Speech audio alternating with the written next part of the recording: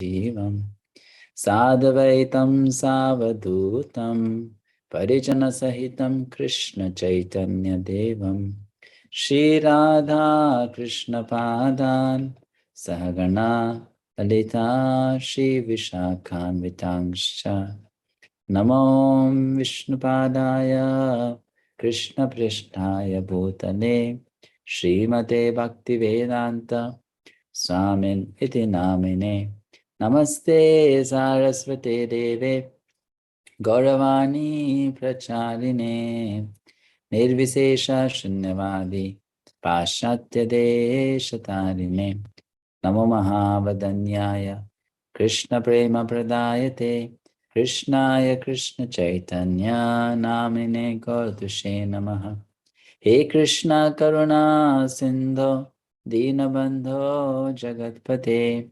Gopesha Gopika Kanta Radha Kanta Namostate Tapta Kanchana Gaur Angi Radha Vrindavaneshwari Vrishabhanu Sute Devi Pranamami Hari Priye Vanchakalpacharurvyasya Kripa Sindhu Vacha Patitanam Pavanebhyo Vaishnavebhyo Namo Namaha Jai Shri Krishna Chaitanya Prabhu Nityananda Shri Advaita Gadadhara Shivasadi Gaura Bhaktavrinda Hare Krishna Krishna Krishna Hare Hare Hare Rama Rama Rama Hare Hare. So thank you so much for joining. We had a break last week, could not do the session. We'll continue from where we stopped. We are going to have the 7th session today. And the topic is love and cooperation. I'll begin with a story. There was a boy who lived in, let's say, Bangalore, brought up in Bangalore. And there was a girl who lived in Delhi. Both of these children, when they were child, they had a fancy, some imaginative, outlook towards life. That when we grow up, the boy thought, I'll have a very nice wife, and the girl thought, I'll have a very nice husband. And we will never fight with each other. We'll always love one another. We'll have a very happy family. We will never have quarrels, misunderstandings, conflicts. This is what they dreamed about. Why? Because both of them, they saw so much of domestic violence, and they thought, we don't want to have a house like that in future. If we have a house, that house will be like paradise. Now, they both grew up, and later on, they both got married. Some other. And they always thought our life will be like this after marriage. But soon as years passed on, they realized that now in their house also, there was not so much of cooperation, love, understanding. There were fights, there were quarrels, misunderstandings, the blame game, the ego clash. And then they both wondered, what happened? Where did things go wrong? We both wanted, because they had shared with each other what they wanted in life before, they thought we both wanted something different, but we both got something different. Why so? Because they did a mistake. What was the mistake? They dreamt about love, but they never actually worked on making the sacrifices for that love to manifest. They dreamt about cooperation. They imagined that, but they never realized that for you to set up an environment where there's cooperation, you also have to learn to step back at moments and make the other person come in the front. Sometimes you have to let go your own selfish desires, and you need to support that other person in his or her desires, which means you have to learn to sacrifice, in simple words. But they realized we never did so. We always wanted to be in the front, always keep my ego at the top, not listen to the other person. And that's why the relationship did not work out the way they had imagined. Similarly, it works in any institute or organization, in any community, in any family, in any company. The culture, the environment that exists there is not based on our vision. It's based on our dealings, our character. It's based on how we actually are. So it's the people who make an institute. It's the people who make a company. It's the people who make the society. So if a society is to be full of love and cooperation, the element of love and cooperation has to be there in each and every single member of that society, right? Why I wanted to tell you that? Because when anyone joins a spiritual organization or institute, that person definitely wishes that I don't want to see fights here. I'm done with that. And the world is full of that. At least I don't want that in a spiritual institute, or I don't want that in my spiritual life. That this is something which should be experienced in material life, not spiritual life. And of course, when we talk about Golok, Vrindavan and Vaikuntha, if we imagine what kind of place that would be, definitely we don't imagine that as a place where there would be some kind of Mahabharata going on all the time, right? We don't imagine Golok, Vrindavan to be something like that. We don't imagine Vaikuntha to be something like that. We imagine, oh, that place must be so nice, so nice, so nice that you cannot even describe it. People should be full of love, overflowing with love. No bad quality at all. They are fully made up of goodness. That's what we imagine. That's what we actually look forward to. That yes, if I go there, this is what I'm going to experience. Now, that's a very good goal. It's a wonderful goal. It's a wonderful dream. But the truth is that in order to make us realize that dream and make that dream come true in our life, we need to start working towards that direction right from now. How? By becoming something like that or someone like that. That's the essential teaching of this chapter. Love and cooperation. So in Srimad Bhagavatam, if you look at all the successful stories or success stories, in Srimad Bhagavatam, what is success or what is defined as success? Someone attaining God is called success. That's success as per Srimad Bhagavatam. So if you look at all the success stories, you generally find there is one person who is striving for success and he gets the goal. And we celebrate that. Some names like Dhruv Maharaj, Prahlad Maharaj. These are success stories given in Srimad Bhagavatam, Narad Muni, right?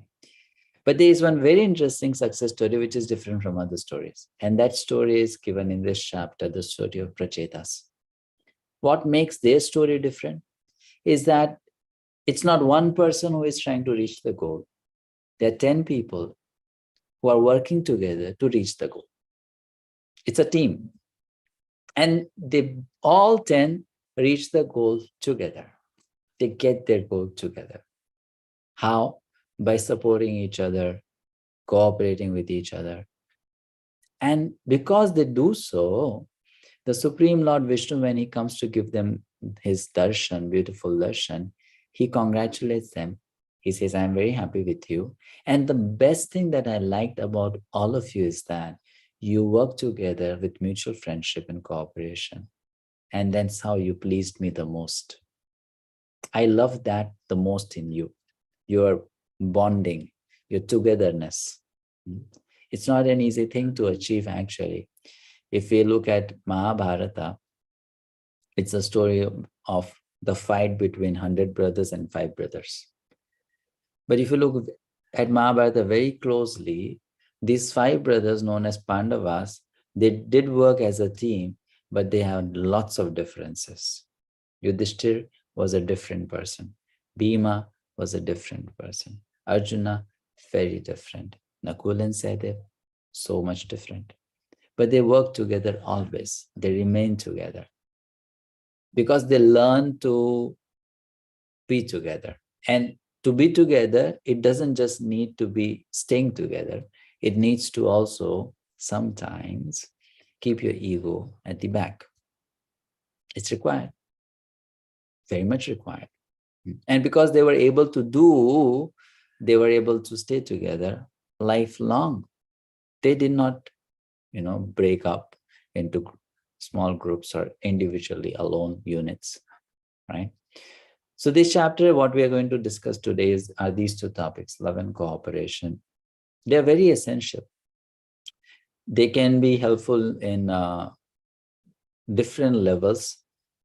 They can be helpful to us as members of an institute and a spiritual organization, also in our family life, also in our professional life, also in the groups through which we are associated, in any way, because it will make us think in a different manner.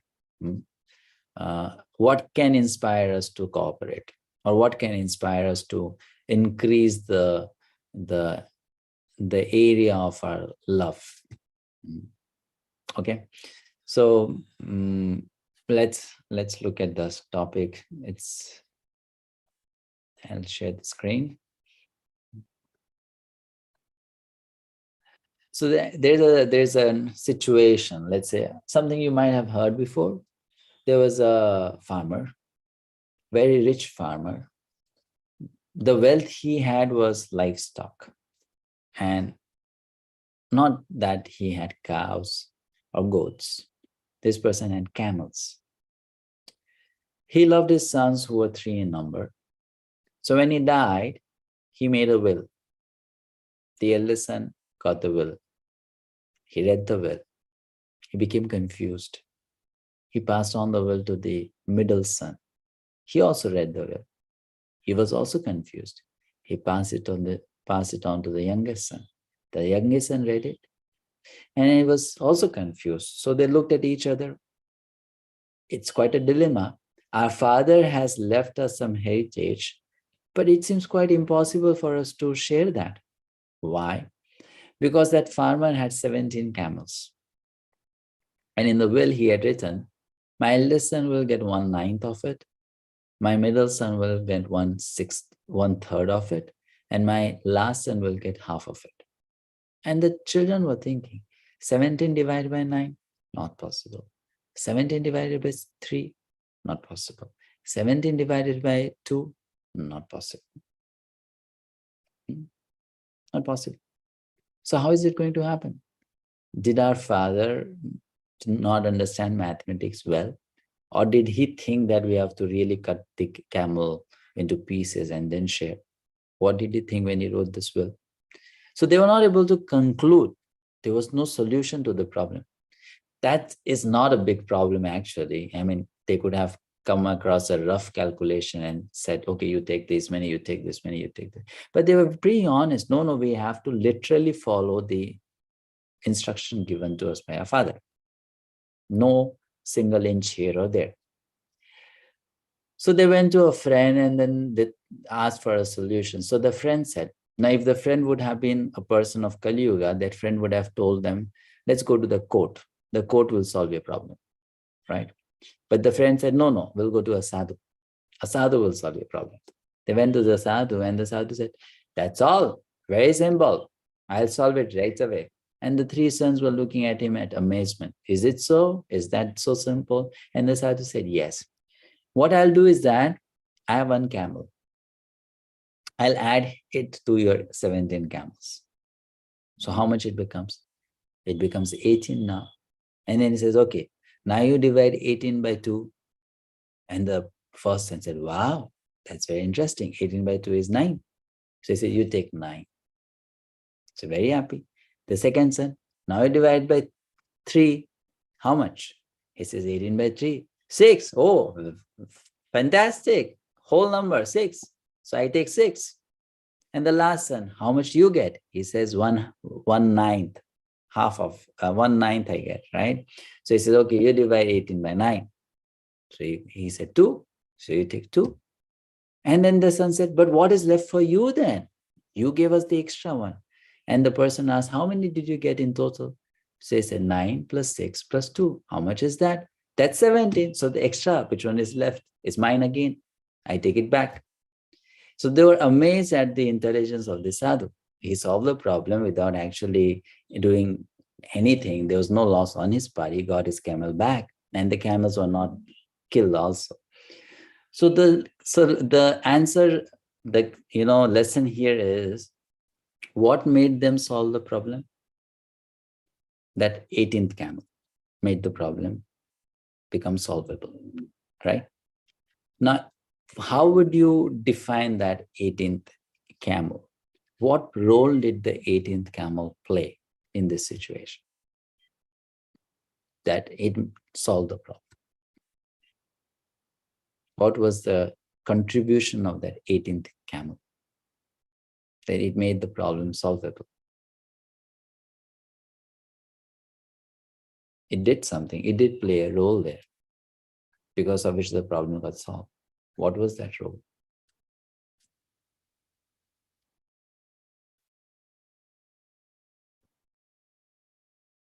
Yes, Santosh. Prabhuji, it made as equal numbers, which can be divided by 2. Okay, fine. Yes, so what exactly it do? If you generalize that, in this situation, yes, the 18th camel made 17 into 18, which became a whole number, or which could be divided by, 9, 6, and 2. But what else? The 18th camel, it contributed here in this situation a common platform, a common ground on which they could divide and share.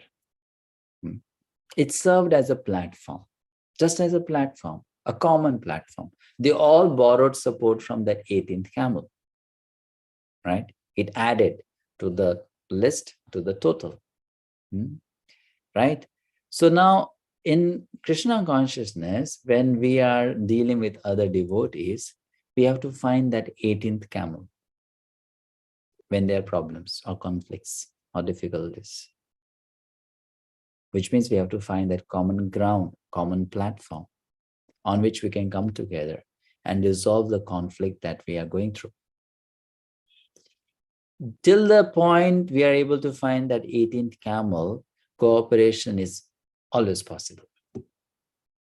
And the time we are not able to find that 18th camel, the common ground, cooperation will become impossible. Interestingly, for devotees, that common ground or 18th camel is always there. And what is that common ground? That common ground, in the words of Srila Prabhupada, is Krishna himself. He says, Krishna is that common cause which can have people come together always. There can be no reason to not come together. And that is the reason in spiritual world, everyone is together. Srivada explains that philosophically. Srimad Bhagavatam, first verse, Janmadhyasya yaton vayaditaratas charthesha bhikyaswarat tene brahma hridaya adikavaye moyanti yutsuryaha. So in that verse, the first line is Janmadhyasya yataha. Human society at the present moment is not in the darkness of oblivion. It has made rapid progress in the fields of material comforts, education, and economic development throughout the entire world. But there is a pinprick somewhere in the social body at large. And therefore, there are large-scale quarrels, even over less important issues. There is need of a clue as to how humanity can become one in peace, friendship, and prosperity with a common cause. And what is that common cause? Janmadhyasya yataha, from whom everything comes. And who is that? That is Krishna. This is the easiest way to resolve any conflict, actually. And this is the most important driving factor for cooperation in any situation. This principle has to be understood by people who want to cooperate, that Krishna is the common cause, always. And if we keep that common cause in the center of our life, and others also do that, then there will be no reason to not cooperate. It's possible. We can learn to cooperate in all the situations. But for that, both the parties should come together for that common cause. Some exercise now. Now, you think and let me know, what will be some individual benefits of cooperation in spiritual societies? Individual benefits. If we or people learn to cooperate with each other, what will be individual benefits? You can put in the chat box, or you can unmute yourself and speak.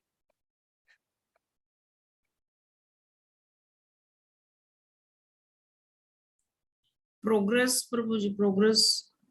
Okay, our progress depends on cooperation. Good point. There will be satisfaction. That's individual, right? And then clarity in thoughts, peace in life. Yes, very much peaceful. Because if you cooperate, you don't have quarrels with people, you'll be so peaceful. Happiness will be there, definitely. That's all individual. Support will be there. Yes, spiritual progress will also be there. Goodness will prevail. There'll be a very positive environment around you and in the community, harmony. And if you say collective advantages, then Hanit Mataji said the society will flourish, right? We'll be able to grow and attract more members. Confidence will increase at personal level. There'll be help in spiritual progress. Yes. So there is individual benefit to it and there is collective benefit to it. Both are there. Both are there. We know that. This is not something which is difficult to understand. It's not a rocket science. It's a very simple principle. Also, yes, always bring the example how to change our vision to deal with devotees' experience. Okay. And another important point, which you did not mention, is that the society and individually the members will be strong in what they pursue. The simple saying, united we stand, divided we fall.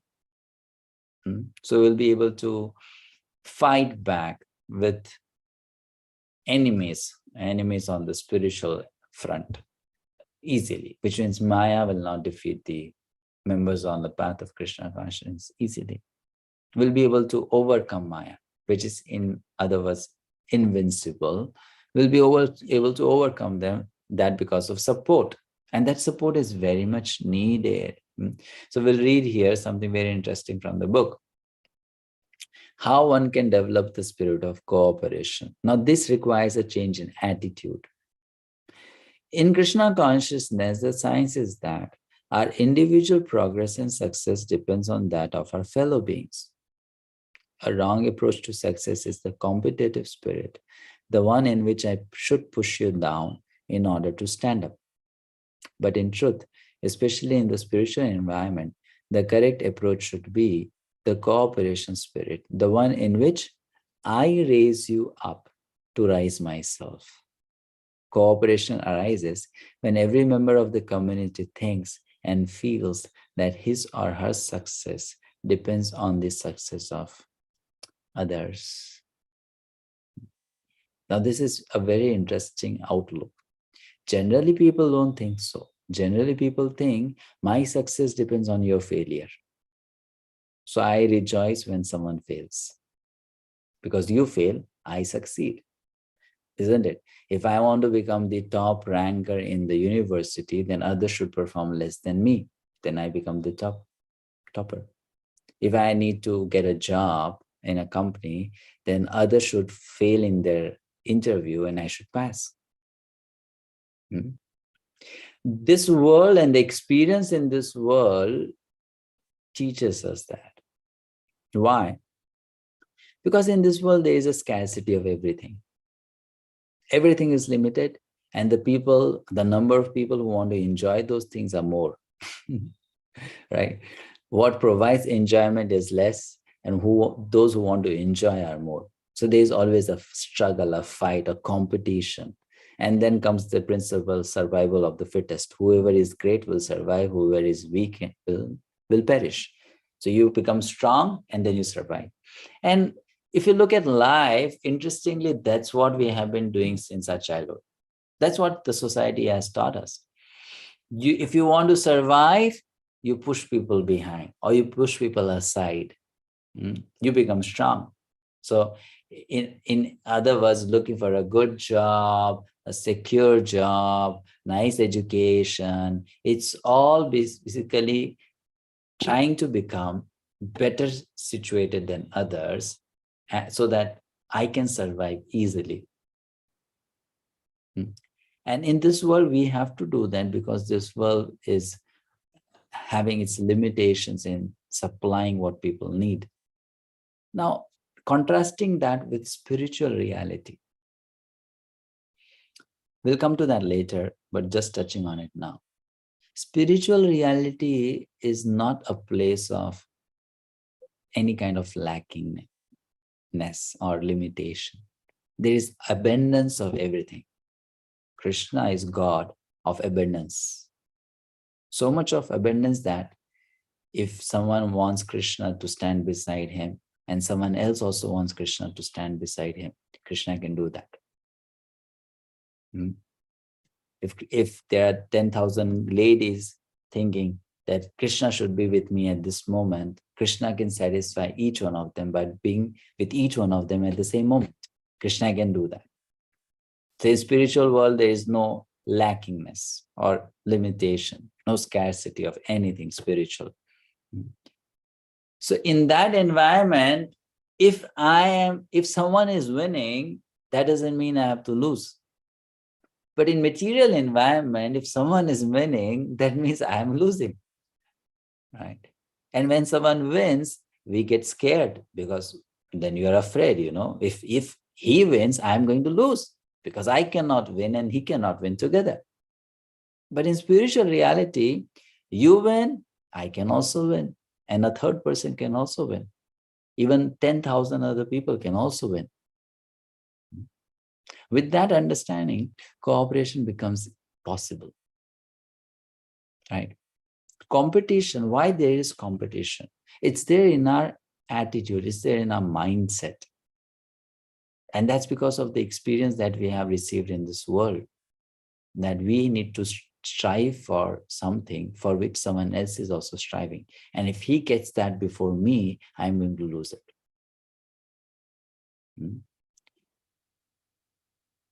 Getting a seat on the plane, getting a ticket for the cinema,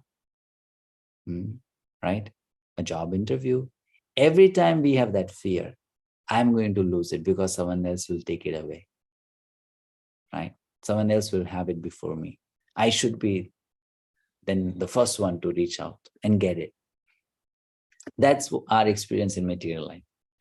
But if we think spiritual environment is also something like that, and we continue to have that kind of attitude, we'll not be able to give up the competitive mentality. That mentality will always be there with us. It will always be there with us. And you know what? Initially, people, because of shyness, they don't let that mentality come out. But then when people become concerned about practicalities in spiritual life, then they are not able to help that mentality coming out. And this leads to competition in spiritual organizations, material competition in spiritual organizations. And a spiritualist becomes a victim of that.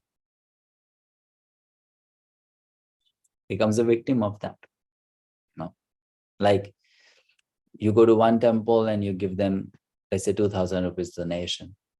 And then the pujari of the other temple comes to know, oh, you went to that temple? How much donation do you give there?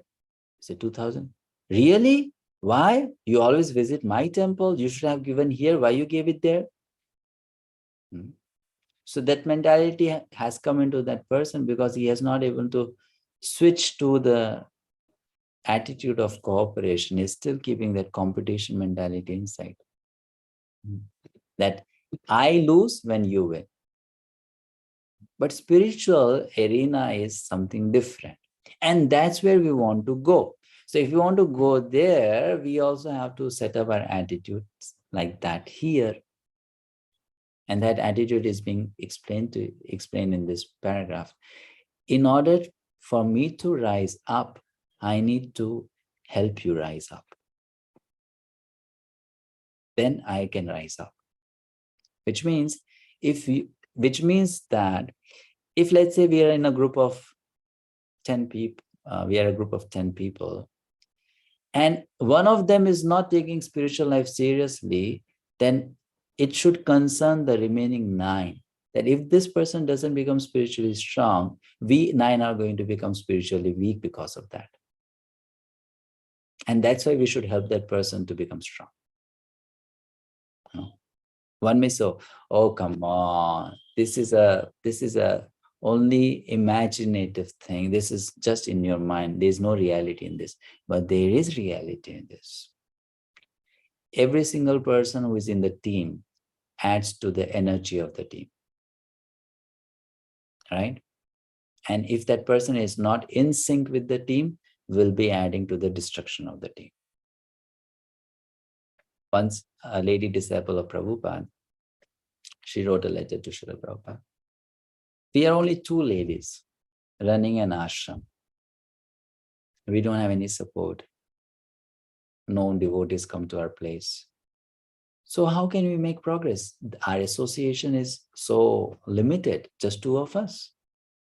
And Prabhupada wrote back to them, he gave a very interesting reply. He said, if 2 of you are cooperating with each other, you can do much more than 100 people staying together but fighting with each other. If 2 of you learn to cooperate with each other, you can do much more than 100 people staying together but fighting with each other. Right? So he said, the principle is what? You learn to work together. Then you can achieve a lot more actually. Even in your spiritual life, you can achieve a lot more. Because you'll be supporting each other to grow. And this is something which we have to learn, understand, and then strive for to be a part of a community where this kind of attitude is there, or bring up this kind of attitude. This can be fostered in any environment, in our family, in our work area, in our service projects, anywhere. If people are taught to think like that my success depends on your success, and your success, that person should think, depends on my success. Is it possible that we both succeed? Yes, because it's a spiritual arena, not material arena. In material arena, it's not possible, because in material arena, you have to lose for me to win because of scarcity. But in spiritual arena, it is possible. You can win, I can also win. So that is explained here. Now let's read further. This is a little philosophical concept, but it's important and interesting to understand. Now look at this scenario. The churning of the milk ocean is done, and a pot of nectar has come out of it. Many people were working together to bring that nectar out. The pact was that the demons and the demigods had come together. They decided we will cooperate. We want nectar. All of us wants nectar, and we cannot achieve it by ourselves, all by my own effort. So we work together. So there was demigods on one side, there were demons on the other side, and they were together churning the milk ocean. And the nectar comes out. When the nectar comes out, the demons really show their true face. They run towards the nectar and they steal it away, and they say, demigods, get lost. It's ours. It is our share, not your share. And the demigods are watching. Come on, Baba, you promised we are going to work together and then share. Now you are saying it's all yours. So the demigods were a bit disappointed there. sad. At that time, Lord Vishnu took Mohini avatar because injustice was going on there, right? Demigods were cheated by the demons. So the Lord came as Mohini. Before that, what happened was, when the demons, they had taken the nectar in their custody, even they were not cooperating with each other, they were fighting. And what was their statement? It's given in this shloka of Srimad Bhagavatam. Mitah kalir abhuttesham tad arthe tarsha chetasam. Aham purvam, nattam iti prabho. Aham purvam means I first. Not you. I first. That's competition or competitive mentality. I first. So, O king, a quarrel then arose among the demons over who would get the nectar first. Each of them said, you cannot drink it first. I must drink it first. Me first, not you. Clearly, it's visible. There is competition here. I want to get it first. Aham purvam. Natvam iti prabho. Now, if you are in the position of, let's say, a distributor, and there are people who want to get something from you, and you see people fight over what you are trying to distribute. When you know what you are giving to them is in abundance, it is so much more that they cannot even consume it completely. What will you think? Oh, stupid people, why are you fighting? Just make a queue. Everyone is going to get your share and be happy. Why are you quarreling? Why are you fighting? Sometimes I used to think so when I used to see people fighting for the seat in local train in Mumbai. That why are you fighting? There's so much space in the train. Everyone is going to get in and everyone is going to get to the destination. Why do you have to fight for a particular seat? Right? There is an imaginative scarcity. It's not there, but it's imagined by the person that there is scarcity. So the demons were thinking, if I don't get it first, I'm going to lose on it. So I should fight for it. Right? I should exert myself to get it. It's imagined. It's not the reality. It's imagined. Sometimes competition is imagined by us. It's not really there. But out of insecurity, we imagine it. That if I don't get it, I'm going to lose. So the demons are thinking like that. Now look at another situation, very interesting, right? This is Golok Vrindavan. And Krishna and Balaram, they are running in the forest. And the other cowherd boys, they are chasing Krishna and Balaram. Now, when they are chasing Krishna and Balaram, the cowherd boys are also saying, Aham purvam. I'll catch Krishna first. I'll catch Balaram first. I'll be the first to touch Krishna. I'll be the first to touch Balaram. Seemingly, here also there is the same competition spirit, which was there in the demons. Aham purvam. I want to get the nectar first. But here, what are the boys thinking? It's explained in the shlokas in the Sanskrit. The boy who is the first, he is thinking, if I be the first and I tell the other boys, I'm going to catch Krishna soon, the other boys will be inspired by my act and then they will defeat me and they'll become first. And when they become first and I become second or I become last, I'll be most happy. So that competition is only staged. It's only somewhat, created by that person in order to inspire the other boys to run fast and catch Krishna. It is a competition where that person is actually showing by his or her example that I want to do this, you also do this looking at me. And if you defeat me, I consider that as the most successful thing in my life. If you contrast these two situations, how different they are and how different is the mentality actually. This is the spirit of pure love, complete selflessness. But the demons, they showed pure selfishness, right? Pure selfishness, right? Pure selfishness.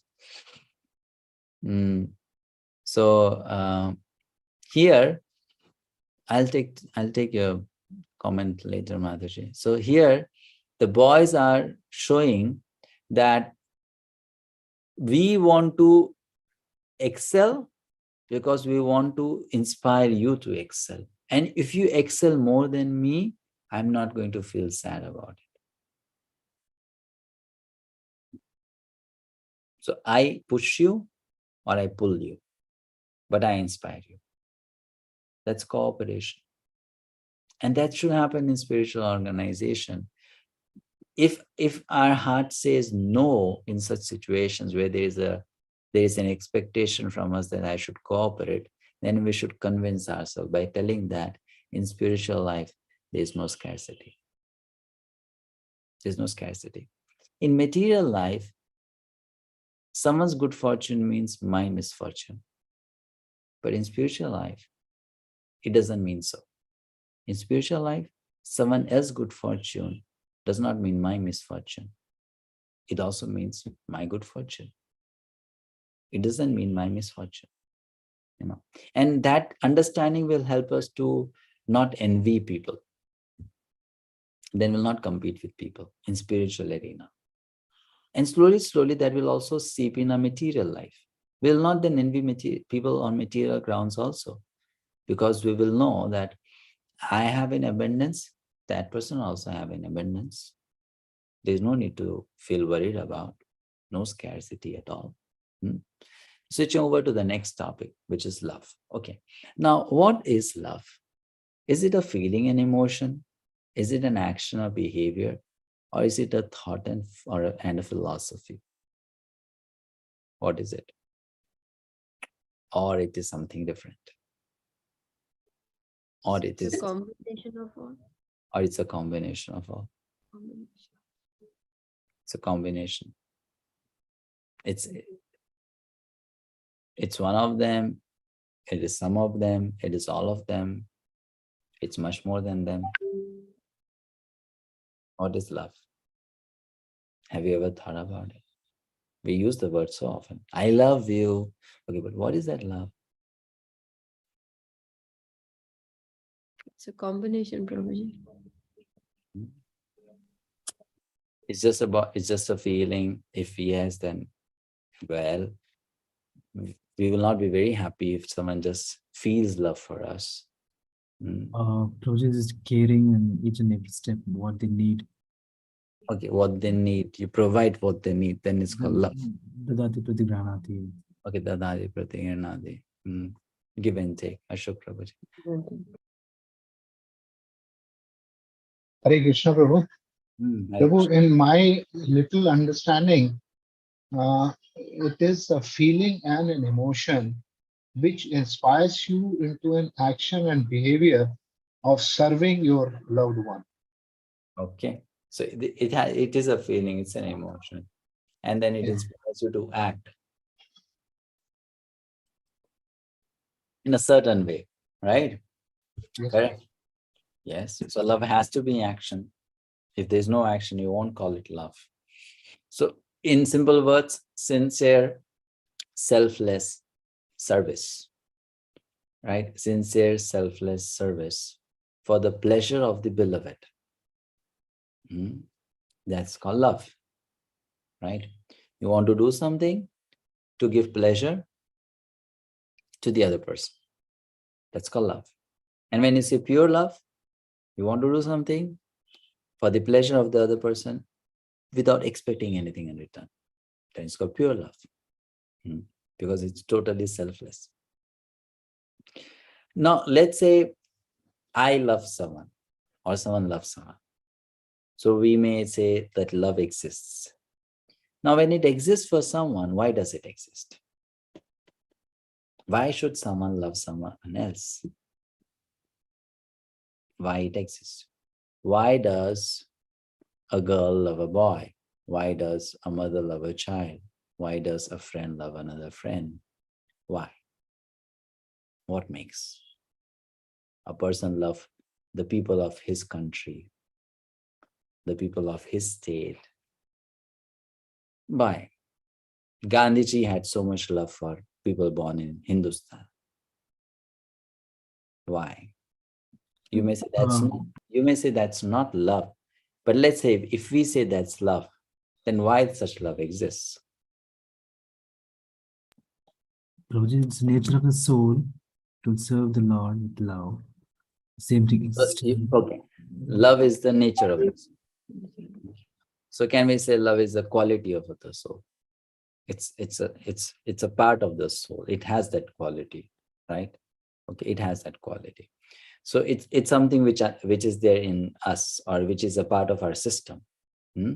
We want to express that feeling, emotion in an action towards someone. It's there, right? Now, okay, that's very true. Now let's look at what His Holiness Bhakti Tirtha Maharaj says. Okay, if that's what love is, he says, true love. Look at the person you love the most. Now, it's an abstract way of looking at it, but let's say if you say a devotee, then a devotee would say, I love Krishna the most. Transcendence means to treat everyone else with that same amount of love. Which means what? It means that what it means is made it more simple by Srila Bhaktivinoda Thakur. He says, presence of true love in heart is marked by absence of hatred towards anyone. I love that statement. He says, presence of true love in heart is marked by absence of hatred towards anyone. Then you can say this is pure love. When you don't have hatred towards anyone. Why? Because the reason I love is there is something common in me and that person. And when you look at anything in this world, there is always something common. And what is that thing common? That is Krishna, the source, the origin, So there is there are so many reasons for me to love everyone and anyone. They're all reasons. But I don't do that. The reason is there's some kind of selfishness in my heart which doesn't make that love manifest. So Bhaktivinoda Thakur says that pure love is marked by absence of hatred towards anyone. That's how you define pure love. And that's why then you'll be treating everyone in that manner. So in the book, Maharaj writes, a single tree can never make a forest. To make a beautiful forest, we need many beautiful trees. Similarly, to be a happy community, we need happy devotees. Nurturing cooperative spirit individually and collectively, we should try to become love finders, not fault finders. Fault is already there and will always be there. To find fault is not difficult at all. To find love is difficult. Be love finders. I like that phrase, not fault finders, Be love finders, not fault finders. And these principles are very helpful in the sense that they can encourage people to develop the spirit of cooperation, the spirit of brotherhood when they are together. And how is that kind of love possible? When we are free, or people are free from this quality of 𝗬𝗫𝐴, envy.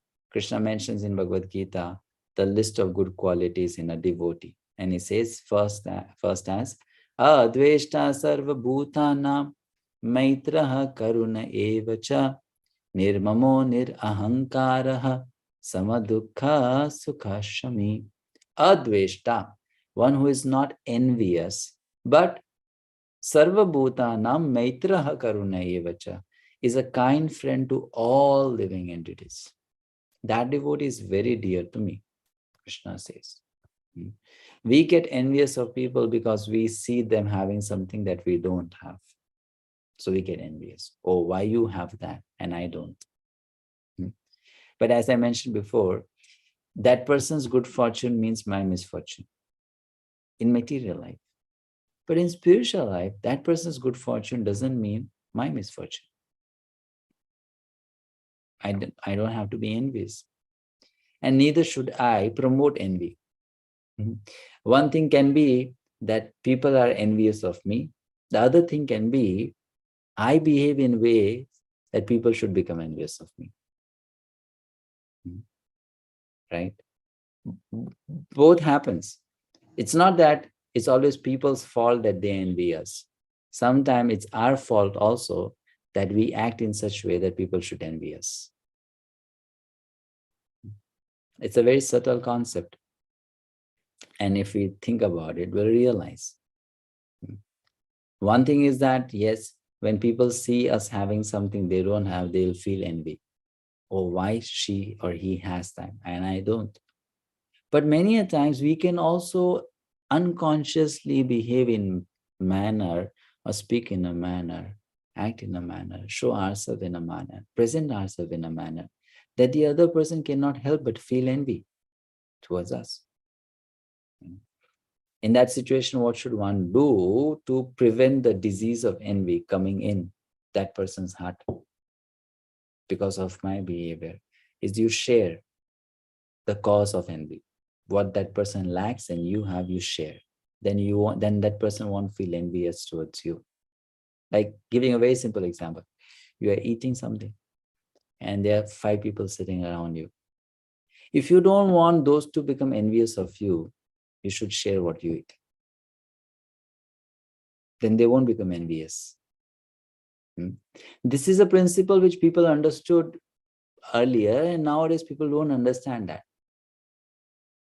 Now it's become a common thing that you are in front of 5 people and you are eating and you don't ask them. But that's not how it was previously. I remember when I was doing a train journey, it was a short journey, and the section in which I got my seat was quite empty. So there was a gentleman, must be in his middle 40s, and it was around 7:30 in the evening. He took out his dinner box, and before he started eating, he very genuinely, not just to do it as a formality, very genuinely told me, please join with me in the dinner, and he made 2 plates, put the paratha which he brought on those 2 plates, served some achar, sabji. Of course, I did not take because, I did not know how was it cooked, but I really appreciated that genuine exchange from that person. That how can I eat when the other person is not having anything to eat? Now, this kind of behavior, it may look to some that, okay, fine, but that's not really practical to do always, and it's not realistic, and it's not going to give you much. But actually, it reduces the envious energy in that whole atmosphere, environment. So our behavior can promote envy if you don't do certain things consciously. It has to be checked. It's an energy which has to be checked. And it's not a fault of only someone who is getting envious. It's also the fault of the other person who might behave in a way that others become envious. And those who are leaders of a community, they should be very careful that they don't make policies or they don't make such kind of structure in their system or organization or institute where members start envying each other. They have to create an environment like that. It's free from envy. Instead of fostering envy, they should make an environment which is free. Sometimes people don't understand that. I have seen parents, they foolishly sometimes make their own children envious towards each other by their wrong words, by their wrong behavior. And later on, they themselves then suffer for it. Earlier, they don't realize that it's we who are doing that. And later on, when those children then become arch enemies of each other, then they cry, why my sons cannot get along together? Why my children cannot get along together? But it's they who first set the seed of that envy. Similarly, in organizations, in companies, in spiritual institutes, the leaders, first of all, they create the environment of envy, and later on, then they cry, why our members, our followers, they don't cooperate with each other? There Krishna is saying that one who is not envious, adveshta sarva bhutanam. As I mentioned, when there is envy, when people are able to see that others, they have something which we don't have. But if they are taught the spiritual reality is something else, like here looking at non-envy, what does non-envy mean? In Mahabharata, Yudhishthira Maharaj was asked this question, what is non-envy? And he says, it means to always desire the welfare and advancement of all living beings, to not exploit them for one's own pleasure, and most importantly, to act in ways to assist others in making spiritual progress. That's called non-enviousness. I don't like to, I don't want to, and I don't try to exploit anyone for my own pleasure. That's non-envy. And assist the other person in making spiritual progress, in spiritual advancement. Help the other person. Right? Now, this last anecdote from Srimad Bhagavatam, I love the way it has been explained. It's related to Dhruv Maharaj. When Dhruv Maharaj was boarding the plane, Vaikuntha plane, he first circumambulated the Vaikuntha plane. He bowed down to the Vishnu Dutas. And as he was stepping on, 𝐒𝐴𝐺 comes there. 𝐒𝐴𝐺 is a great devotee, a Mahajan. And what does 𝐒𝐴𝐺 do? He kneels down on the floor and he makes Dhruv Maharaj step on his head to climb onto the plane. Like he makes his head the footrest for Dhruv Maharaj. So there in Srimad Bhagavatam it is written that Dhruv Maharaj climbed on the head of death and then he boarded the plane. A lesson is that when someone becomes a pure devotee of Krishna, that person overcomes death. That's one lesson. But if you look at it in a more personal manner, 𝐒𝐴𝐺 is a person, death personified. He came there and he put his head below so that Dhruv Maharaj could step on that and then climb onto the plane. And Dhruv Maharaj, though he knows 𝐒𝐴𝐺 is a Vaishnava, a Mahajan, he did actually do that. He did step on 𝐒𝐴𝐺 and then went to the plane. So the lesson there, both of these personalities are teaching is that it is death that holds us back from going to Krishna. It is birth and death which is holding us into this material existence.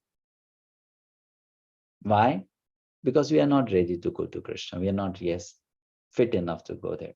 So death is something which should act as an obstacle. But now when Dhruv Maharaj has become successful in his spiritual pursuit, that death, instead of becoming an obstacle, is complementing, is supporting. The same death, which was earlier an obstacle, has now become a support. Dhruv Maharaj is climbing on it and then boarding the plane. So 𝐒𝐴𝐺 is showing by his Vaishnava behavior. He's a Vaishnava. A Vaishnava thinks like that. We are not trying to analyze how a Vaishnava thinks and behaves. He is thinking, my dear brother, because he is also another Vaishnava, Dhruv Maharaj, he has made his life successful. Now he's going back to Vaikuntha. He's going to the supreme abode. He'll be with my Lord and he'll serve my Lord. Let me also offer some little service at the last moment of my brother's journey back to Godhead. So he says, you can definitely climb onto the plane without my help and support, but I want to serve you by acting as your footrest. Let me put my head below, you climb on my head, and then go to the destination, Golok Vrindavan or Vaikuntha. Now this is Vaishnava attitude. There Maharaj writes, a Vaishnava is someone who celebrates the success of another Vaishnava. Here 𝐒𝐴𝐺 is celebrating the success of Dhruv Maharaj. Bravo, my brother, you did it. It's so difficult to come out of material existence and you did it. You're going back to Godhead. I am so happy for you. And I want to serve you. For that, please step on my head and climb onto the plane. we can just only imagine actually, if we get a chance to live amongst people who think like this, wow, what kind of society that would be, what kind of experience that would be, how lovely it would be, right? And for us to experience something like that, we also have to become something and someone like that. Spiritual life is all about these kind of values, you know. It's much more than the rituals that we do in Krishna consciousness. Some people get stuck only with the rituals. Then I have to chant these many number of rounds, do this much of reading, do all these rituals of going to the temple, doing some seva in the temple, but they miss the goal and they miss the essence of the goal. The essence is that my heart should change and should become something like this, the way Yamaraj is showing here. You know, this is Vaishnava quality. This is Vaishnava nature. This is Vaishnava mood. And that mood and quality fosters a certain kind of behavior. And that behavior is called the ornament of a Vaishnava, a devotee, a true devotee. So this is how they think, and this is what is expected from Vaishnava who is practicing to become a Vaishnava. Then there can be love and cooperation amongst all the devotees, always. If all the devotees, they develop such attitude. Right. So very interesting stories here, actually very deep lessons. And this may, you know, of course, it has its emotional way of looking at it. It has its practical way of looking at it. But if you look at the concept of love philosophically, of course, love is not a philosophy. It is something more active than that. But actually, in order to understand true love, first we need to look at it philosophically. What is love? What is actually love? People talk a lot about it, but what is it? What is the nature of it? And if I truly love, then how can I be miserable? If I truly understand what love is, I cannot be miserable, because love is said to be a very, very positive energy. You know, it's going to keep you very lively, very lively. It's going to keep you full of positivity. And that kind of spirit, when developed by a person, that person becomes so happy, always giving, always sharing, always supporting, always a friend to everyone. Then those qualities come. 𝗳𝗿𝐴 sarvabhutana maitraha karunaiva cha. Very kind to all, right? That it becomes possible. So that's explained in this chapter, and that is what is expected from a disciple or a devotee in general. Krishna expects that, and the Guru also expects that. So we'll stop here. Thank you so much. I know today's session was a bit more philosophical than other sessions. Any questions or comments?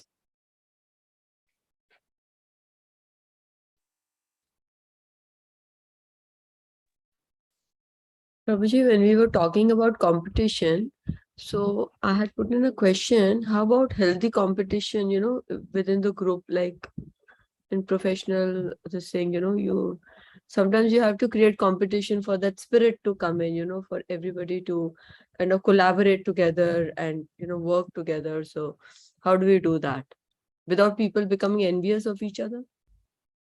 Cannot be done, Mataji. It cannot be done. See, we cannot create the loving environment of spiritual world in material world without people becoming pure like the people of the spiritual world. It's not possible. It's not possible. It cannot work like that. It can only be imagined that something like that can happen. But you cannot do it. Because it's not something in which it's a leader who alone has to play a role. it's the people who are participating together also have to play that role, right? So that's what you see in any spiritual organization. The leader is very selfless, generally it is seen. But then what happens is that the followers who come later after the leader, they are not so selfless. And then they eventually spoil the original plan of the leader. That's how most of the spiritual organizations collapse. If you look at the history, so many great personalities have come in the past. They have established something, and later on, it's seen down the line in history, they get those structures, systems, they get destroyed or they collapse. Why? Who collapses those systems? The followers themselves, they collapse their system because they were not so broad-minded, not so selfless, not so cooperative, not so, compassionate like the original leader, isn't it? Right? So when you say a spiritually potent and powerful person is not able to create such an environment, if the members or the followers are not spiritually mature, then how can a material leader in a material situation create such an environment? It's not possible. It can only be imagined that something like that is possible. It's not possible. Like Srila used to say, now he has his own style of telling. He used to say, if you keep animals only, then how can you expect them not to bark and fight? Right? So his point was that all the people coming together, making the body of United Nations, they are not doing anything to make animals into humans. So he's saying, if you keep the animals, they will bark, they will fight, they will snatch, right? They will steal. So similarly, in a material setup, if the members are not growing spiritually, then how will they show spiritual qualities? It's not just going to come like that. For that, they need to really agree to sacrifice. And they can only do that if they are getting some spiritual nourishment and they're finding some spiritual joy. That's why, that's why people have to be, sometimes you have to tell them the truth. That if you expect something like this in your life, then you have to also change for it. I started by telling that story about girl and boy who always wished to have a very nice home, just like paradise. But they only imagined so, they dreamt about it, but they never worked towards it. Working towards it means sacrifice, taking some pain. But the problem is, in a materialistic culture, people dislike the idea of taking pain. People dislike the idea of sacrificing for someone else. People hate it actually, So until unless that culture is brought to them and they learn to accept it, it is very difficult. It's going to be very difficult. We can only imagine that it is going to happen. It's not going to happen. They will not work together. So it's on individual level that people have to first start working. Then it can happen that they come together, they work together, then cooperate with each other. It's possible, but it has to first begin individually. Thank you, Prabhuji. Yeah, so we have to, if we want people to do something like that, then we do have to give them a ground in which they can also grow spiritually. Spiritual growth doesn't just mean that, okay, they have to always follow our path of spirituality. It means they have to accept the value system, which is based on spiritual culture. If they are ready to accept that value system, regardless of what rituals they follow in their personal spiritual life, but if they're ready to accept that value system, then yes, you can bring about such environment in some ways. Not completely perfect, but a semblance of that can be created. Right? So for that, people have to understand that first, yes, I need something like that. Like this girl and boy, if they want to really have a house which is like a paradise, then they both have to agree that we both have to change. Generally, what happens is that People always want the other person to change. Here, people never want, or never think that, okay, I change, you change. They will always say, it's you who have to change. I don't have to change. It's all about you changing. And, only a devotee, because a devotee is generally humble, a devotee will think, no, it's me also who has to change a bit. It's not just the other person, it's me also. I also contributed to it in some ways. So I also have to change. Then that is possible. I actually realized it sometime that, it's very easy to talk about being a kind person, being a good person, being a loving person, being compassionate and all that. But it requires a lot more than talking. It requires efforts to develop these qualities, actually. And for that, people should be educated. Now, most of the time, in the present times, the human energy is spent in the direction of not cultivating qualities, but cultivating material commodities. People are pursuing material commodities, but they are not pursuing qualities. They don't know that developing a quality is also something which requires efforts. But the efforts are going on in only material, possession. Let me buy this, let me have that, let me do this, let me do that. So it's all about materialistic goals and materialistic results. It has become very gross, right?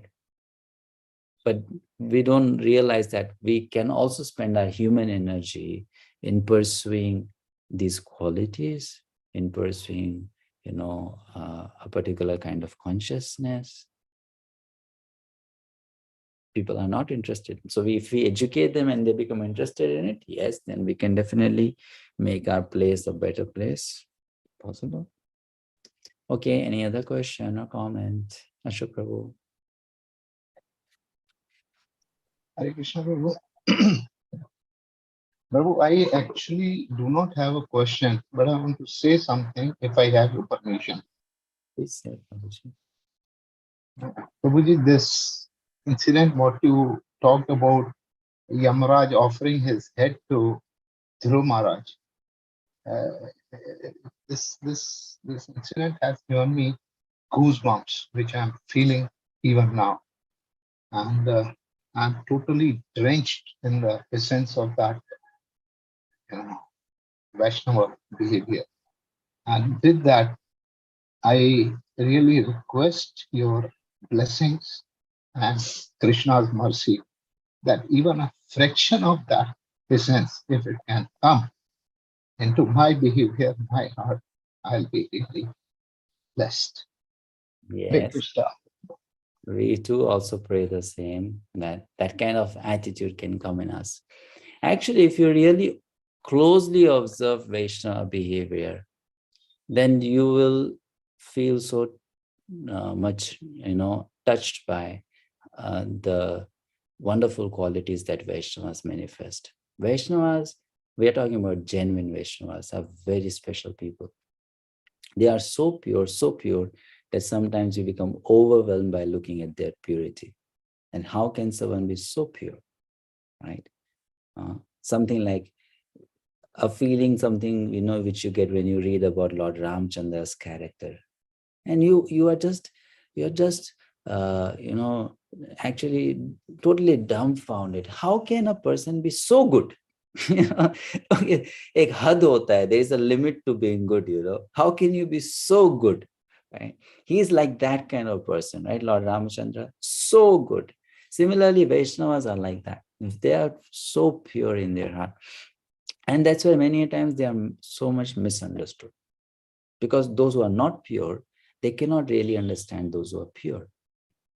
They can never understand. But those who are pure, they are able to understand that what is going on in the mind or heart of another pure person. So here, Yamaraj is teaching a great lesson here, That my happiness depends on your happiness. Now, this is such a beautiful principle. If people begin to follow that in even small ways in their own life, just think about it. If I just do that for one day with everyone who comes in my life, that my happiness depends on your happiness, how much different would be my own life? Forget about what I am going to do with others and their life. How much different will be my own life? That my happiness depends on your happiness. Someone may say, but this is not possible. You can only have love for Krishna. But excuse me, we have to know one thing. We have to start from where we are. And that's why Jesus Christ said, if you want to love God, please, you have to start where you are, which means there are people around you. So kindly check your behavior with them. And you start there. Now, if you can learn to love those people, then maybe someday you will also learn to love God. You have to start there itself, right? And because love is something which is growing, which is evolving. So if for me it becomes so difficult to love a tiny soul, how can I then love the infinite? Because the expectations of the infinite will be much more greater than that tiny soul. Right? It's not easy to love Krishna, actually. We think so it's easy to love Krishna. But because Krishna is the Supreme Personality of Godhead, the kind of sacrifice Krishna expects from his beloved is much greater than the sacrifices that tiny people expect from us. He expects a much greater kind of sacrifice, because love means sacrifice. And what kind of sacrifice he expects? Well, if you want to know about that, then look at the life of Yashoda and Nand Baba. Look at the life of Srimati Radharani. Look at the life of Mother Sita. Look at the life of Mother 𝗳𝗁𝐶𝐿, who was the mother of Lord Chaitanya when he took sannyas. That kind of sacrifice he expects. So if I cannot do small sacrifices for people around me, how will I be able to do such sacrifices for Krishna?